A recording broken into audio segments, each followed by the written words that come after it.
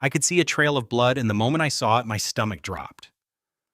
I knew immediately that this was going to be a terrible scene. I had seen suicides before. I had seen people horribly disfigured in car crashes. But this was beyond anything I had ever faced. I went straight from grieving into panic, thinking, where are my children? There was so much rage in it. He struck them as if killing them once was not enough. He was the kind of monster people fear in the dark. Smart, calculating, manipulative. A killer who knew exactly what he was doing. Coeur d'Alene, Idaho, was the kind of quiet town people came to for its rugged beauty. They came for the lakes, the fishing, the hiking, and the feeling that nothing truly evil could happen there. It was a place that made people feel safe. Then the town lost that sense of safety in the wake of one of the most brutal crimes the area had ever known. It began with an ordinary call to local police. A man named Harlan Whitcomb had gone to a neighbor's home and noticed what looked like blood splattered across the front door. There was blood all over it, yet no one answered. Unsure what to make of the disturbing report, the Kootenai County Sheriff's Department sent a deputy to check on the residents. The home belonged to Maren Caldwell. She lived there with her boyfriend, Cole Mercer, and her children, her teenage son, Reed, and her younger children, Tyler and Lila. Deputy Harris Vale knew the family well. Whenever he drove by, Tyler and Lila would often run out to his patrol car. He would give them sheriff's stickers, and they loved looking at the lights and seeing the inside of the vehicle.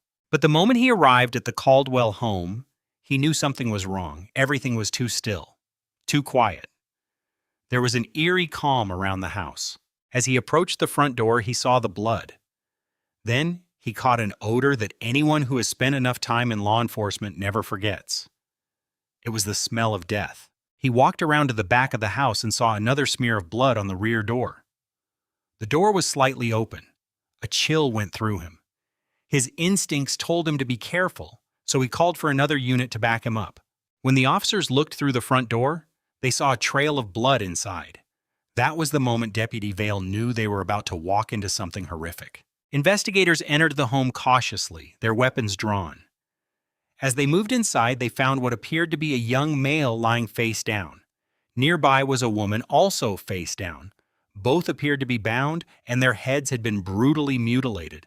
Then they saw Cole Mercer on the floor. He, too, had been bludgeoned repeatedly and had suffered severe trauma to the head. The bodies were placed close together, one after another. Cole Mercer, Maren Caldwell, and Reed Caldwell had all been beaten to death. Deputy Vale remembered thinking, my God, this is a mother. A mother had been tied up and murdered in her own home, right beside her own child. The horror of it struck him deeply. He had seen terrible things before, but this was different. This went straight to his heart. It was hard not to become emotional. Law enforcement training could not truly prepare anyone for a scene like that. Still, he had to gather himself and do his job. There were children in the house. As officers moved through the rooms, they found blood almost everywhere. It was on the walls, in the rooms, across the house. They searched carefully, including Tyler and Lila's bedroom. There was blood there too, and the thought hit them with dread. Not the little ones. They began to wonder whether Tyler and Lila had suffered the same fate as the others, and whether their bodies had been taken somewhere else. But after searching every corner of the property, the younger Caldwell children were nowhere to be found. Investigators considered whether the children might have fled into the woods. Deputy Vale went toward the creek and called out their names. Lila, Tyler. There was no answer. A panicked feeling settled in his chest. The surrounding area was wild. There were mountain lions and other animals out there. No one wanted to imagine two frightened children alone in those woods. But the first search of the surrounding area revealed nothing. With darkness approaching, investigators knew they needed every available resource. The county sheriff contacted the local division of the FBI. The priority was immediate and clear. 2 children were missing. That changed everything. Additional agents and resources were brought in at once. One of the first questions investigators asked was whether the children might be staying with their father. That was the first door they knocked on. But Grant Caldwell seemed just as stunned and confused as everyone else. He already knew one of his children was dead, and now 2 more were missing. He went straight from grief into panic. Where were his children?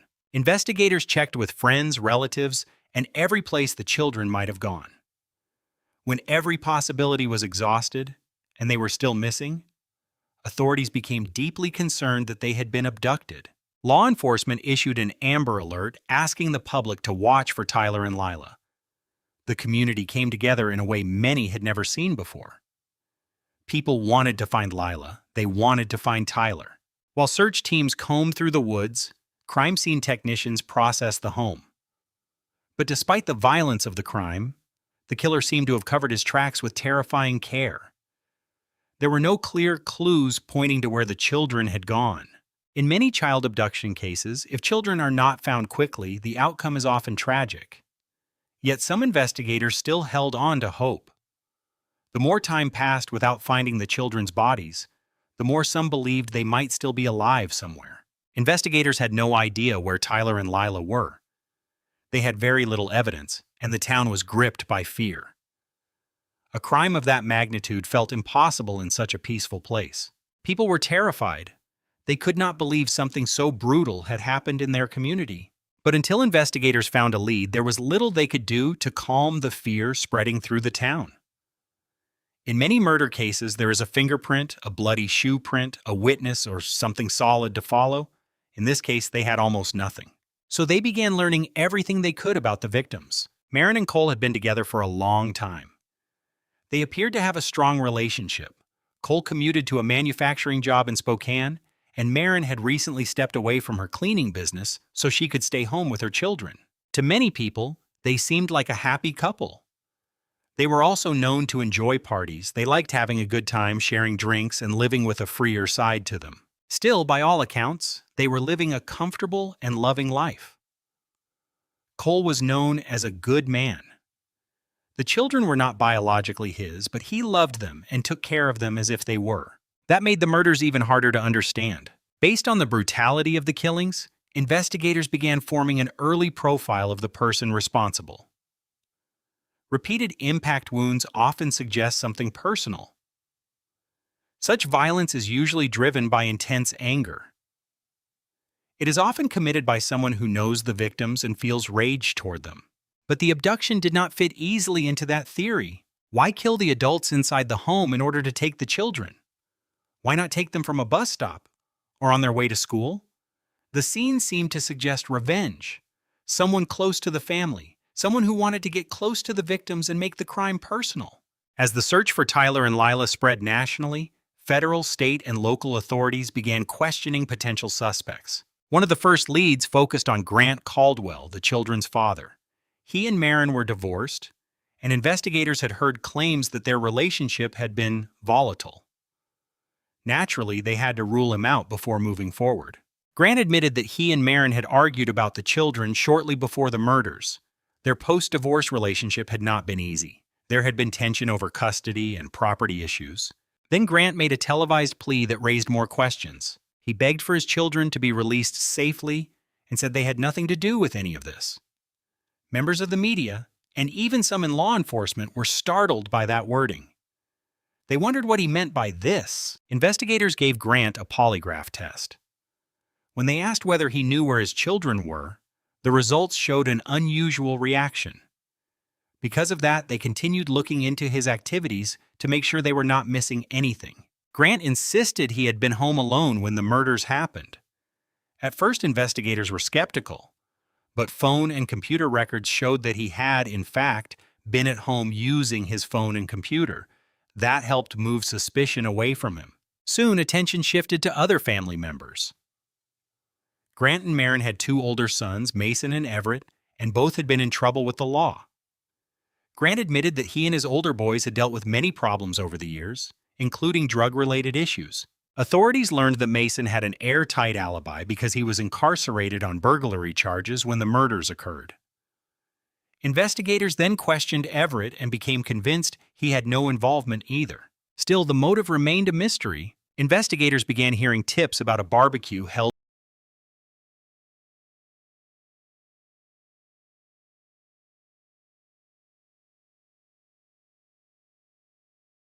before the killings.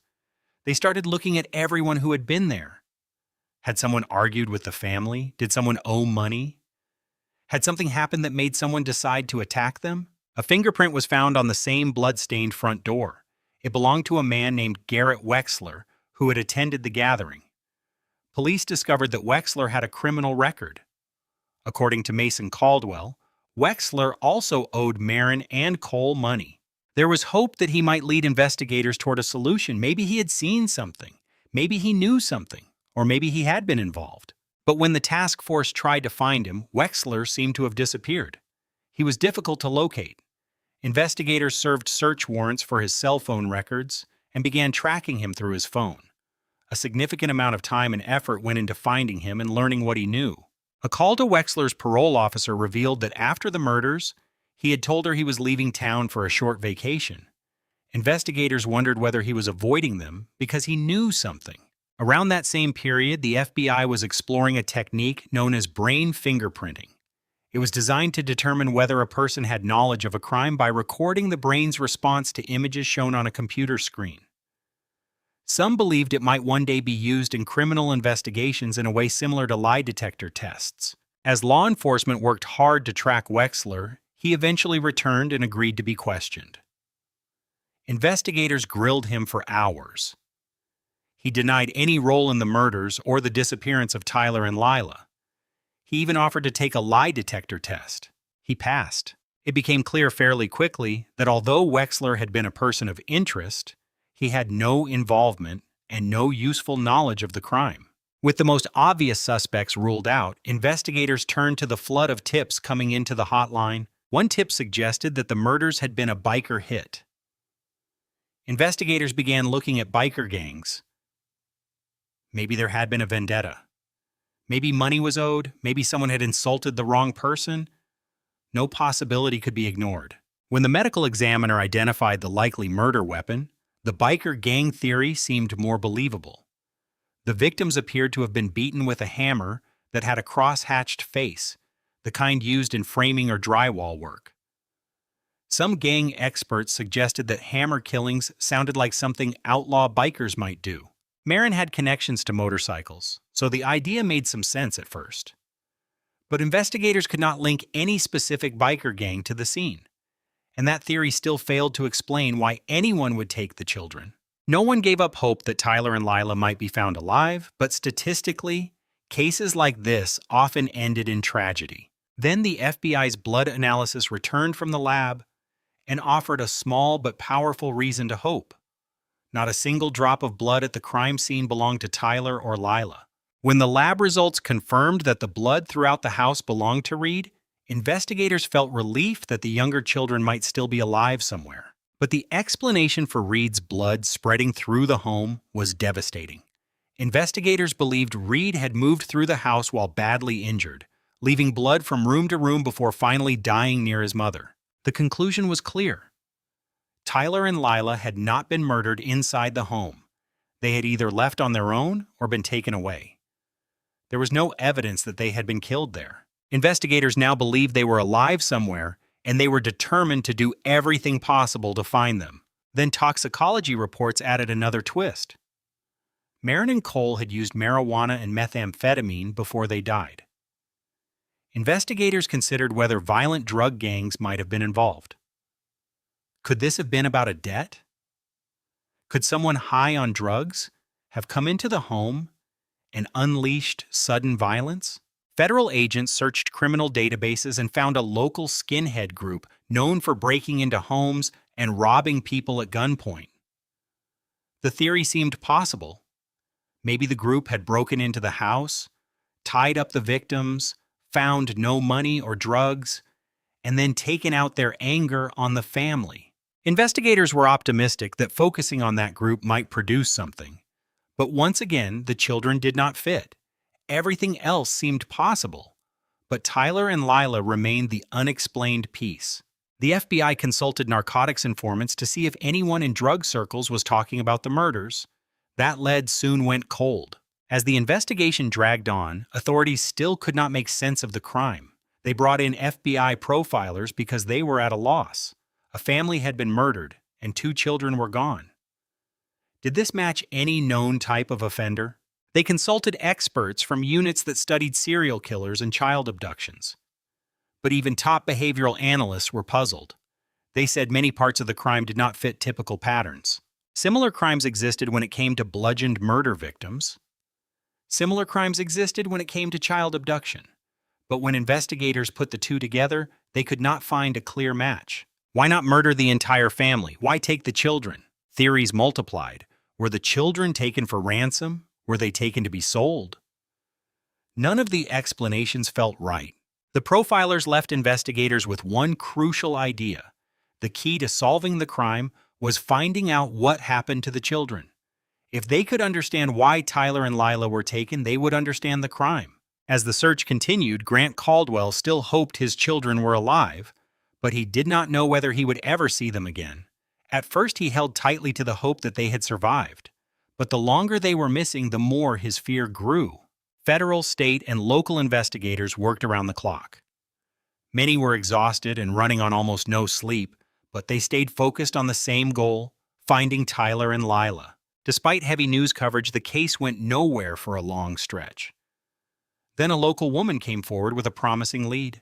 She said that while driving between Coeur d'Alene and Spokane, she had seen a dark vehicle pull off near the highway, close to the crime scene. She believed it was a Lincoln, and she thought she saw 3 adult men inside. She reported it because she feared the car might have been connected to the murders. At first, the lead did not seem especially strong. Then investigators realized the place where the car had pulled over was less than a mile from the Caldwell home. Soon after, another informant came forward anonymously. He believed some of his associates had been involved in something very serious.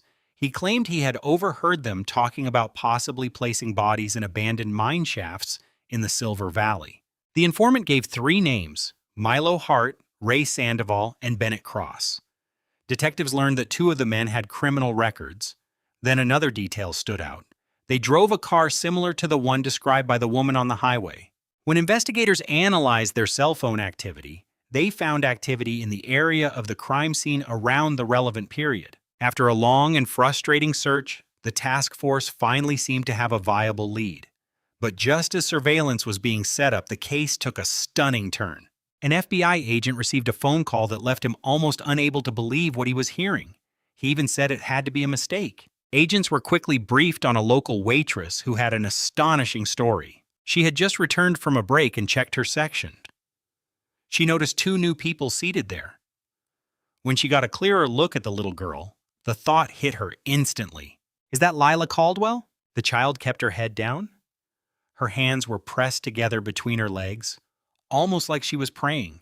Her entire body seemed to be silently begging for help. The waitress did not panic. She walked over, greeted them, and took their order. Then she slipped into the back and told her manager to call emergency services. When the police car arrived, the waitress walked outside and told the officer he would need backup.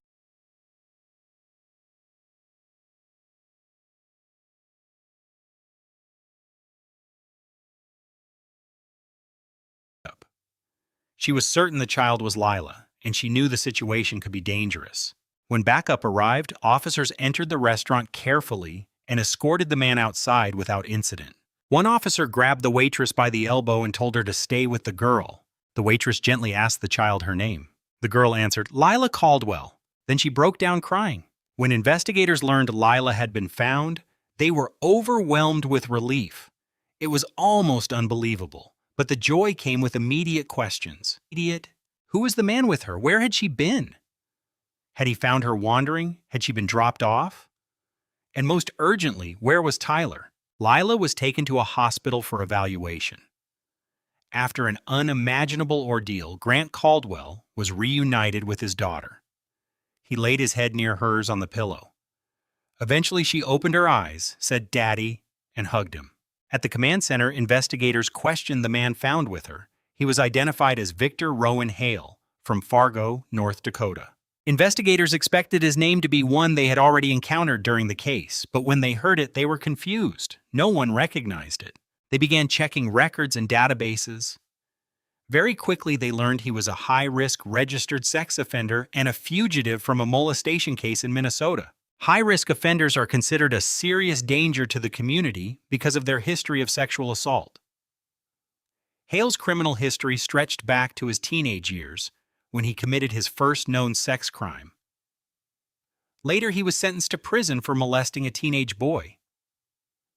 While incarcerated, he was diagnosed as a sexual psychopath and underwent years of psychological evaluation. On the surface, he had appeared to show signs of reform. But later he was charged with sexually abusing a young boy at a playground in Detroit Lakes, Minnesota. Haley was not willing to return to prison. He managed to borrow money for bail and fled. He had a web page where he wrote at length about what he called society's persecution of sex offenders. Investigators believed he knew he was going back to prison. He made a decision: either stay and fight the case, risking prison, or run and use whatever money he had to live out his darkest fantasy. His final blog entry before the murders was especially disturbing. In it, he ranted about striking back at society. But his motives no longer mattered most to investigators. Their only concern was Tyler Caldwell. They tried to interview Hale, but he invoked his right to remain silent. Determined to find Tyler, investigators searched Hale's vehicle. Inside, they found a shotgun, a laptop, a GPS device, an empty package that had contained plastic zip ties, and a small storage drive. That drive contained still images and videos of the children while they were held captive. The investigation intensified immediately because agents believed Tyler might still be alive. But they could not find the murder weapon, and they found nothing that clearly revealed where Tyler was. Investigators turned to the only other person who might know what had happened: Lila. An investigator was assigned to speak with her and gently gather the full story. What she described was more haunting than anything many seasoned investigators had ever heard. No one could fully imagine what those children had endured. It was more than any person should ever have to bear. Lila told investigators that she had awakened to the sound of her mother calling her and Tyler into the living room. There, she saw Victor Hale standing over Marin, Reed, and Cole with a shotgun. Hale removed Lila and Tyler from the house and made them lie in the grass behind the home. He did not want them to see what he planned to do to their family. Afterward, he drove the children far away to a remote campground outside St. Regis, Montana. There, he sexually assaulted both of them. The children must have felt completely helpless and alone. They were in the middle of nowhere. They saw no other people and no vehicles. There was no sound of civilization. It must have felt as though they had been taken to the edge of the earth. Grant Caldwell later said his first personal rule was that he would not kill the man responsible. He relied on spiritual strength and support from others to hold himself together. During the children's captivity, Hale took Tyler into an abandoned cabin, tortured him, and sexually abused him. Later, he shot Tyler in front of Lila and burned his body. The news shook investigators to their core. To know that someone could inflict such pain on a child shattered their sense of what human beings were capable of. Haley later told Lila that he spared her because she had taught him how to love. Investigators did not believe that for a moment. They believed Lila was lucky to be alive. Using Hale's GPS data and computer records, investigators located the campsite where Lila said her brother had been murdered. Agents searched the area carefully on their hands and knees.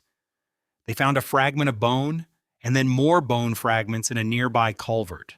When Grant Caldwell was told there was conclusive evidence that Tyler had been murdered, he broke down.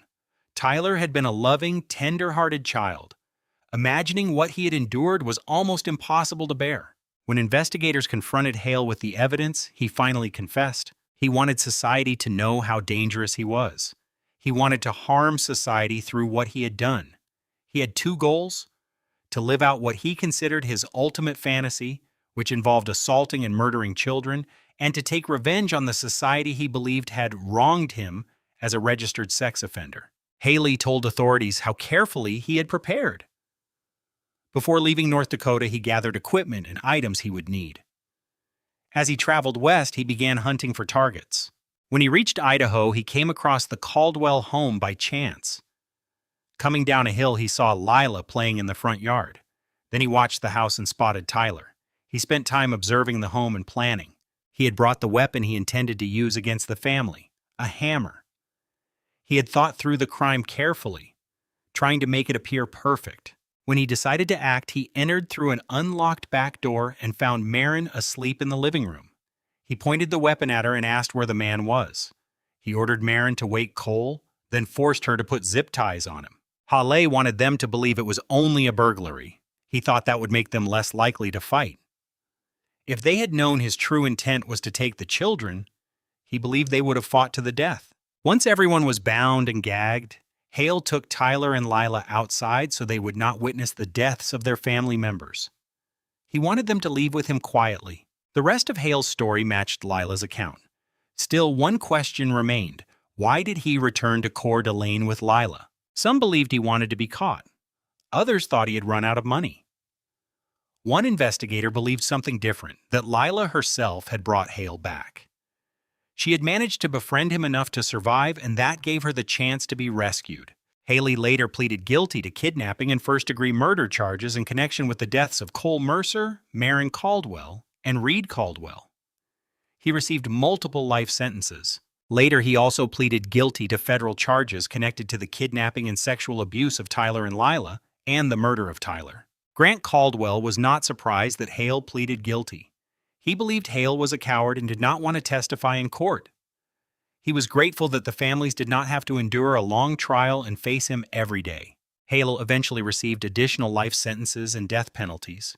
He was sent to federal prison to await execution. To many who worked the case, Victor Hale became the personification of evil. He was the monster everyone fears, the nightmare hiding behind a human face.